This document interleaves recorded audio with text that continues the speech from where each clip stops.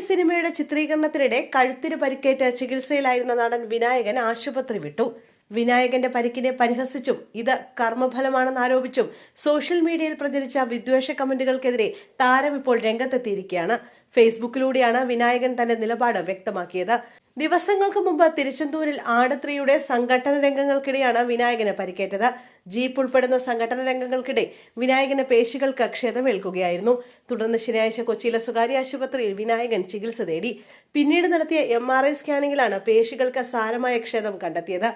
ശാരീരിക അസ്വസ്ഥതകൾ ഉണ്ടായതിനു പിന്നാലെ ശനിയാഴ്ച സ്വകാര്യ ആശുപത്രിയിൽ ചികിത്സ തേടുകയായിരുന്നു. പിന്നീട് MRI സ്കാനിംഗ് ചെയ്തപ്പോഴാണ് പേശികൾക്കും ഞരമ്പിനും സാരമായ പരിക്കേറ്റതായി കണ്ടെത്തിയത്. അപകട വാർത്തയും ആശുപത്രി വാസത്തിനു ശേഷമുള്ള പ്രതികരണവും വന്നതിന് പിന്നാലെ സമൂഹ മാധ്യമങ്ങളിൽ വിനായകന്റെ പഴയ പോസ്റ്റുകളും പ്രതികരണങ്ങളും വെച്ച് സൈബർ ആക്രമണം അരങ്ങേറുകയായിരുന്നു. ഉമ്മൻചാണ്ടിയുടെയും VSന്റെയും ഒക്കെ മരണത്തിന് പിന്നാലെ പറഞ്ഞ വാക്കുകൾ ഉപയോഗിച്ചായിരുന്നു ആക്രമണം. ഇതിനോടാണ് വിനായകൻ ഇന്ന് രൂക്ഷമായ ഭാഷയിൽ പ്രതികരിച്ചത്. വിനായകന്റെ കൂടെയുള്ള ജനം ഇപ്പോഴും വിനായകന്റെ കൂടെ തന്നെ ഉണ്ട്. അതിന്റെ എണ്ണം കൂടിയിട്ടേ ഉള്ളൂ. വിനായകൻ എപ്പോ ചാവണമെന്ന് കാലം തീരുമാനിക്കും. ഗർഭം കലക്കാൻ പോയപ്പോൾ പറ്റിയ പരിക്കല്ല. വിവരമുണ്ടെന്ന ധാരണയിൽ വിവരമില്ലാത്തവന്മാരെ വിശ്വസിച്ച് ചെയ്ത പണിക്കിടയിൽ പറ്റിയ പരിക്കാണട. വിനായകൻ ചത്താലും ജീവിച്ചാലും ഈ ലോകത്തൊന്നും സംഭവിക്കില്ല. കർമ്മ എന്താണെന്ന് നീയൊന്നും വിനായകനെ പഠിപ്പിക്കേണ്ട.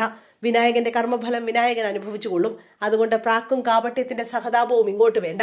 അഹംഭവിച്ചവനല്ല, അഹങ്കരിച്ചവനാണ് വിനായകൻ. കാലം എന്നെ കൊല്ലുന്നത് വരെ ഞാൻ സംസാരിച്ചു കൊണ്ടേയിരിക്കും. ഇതായിരുന്നു ഫേസ്ബുക്ക് പോസ്റ്റിന്റെ പ്രധാന ഭാഗം.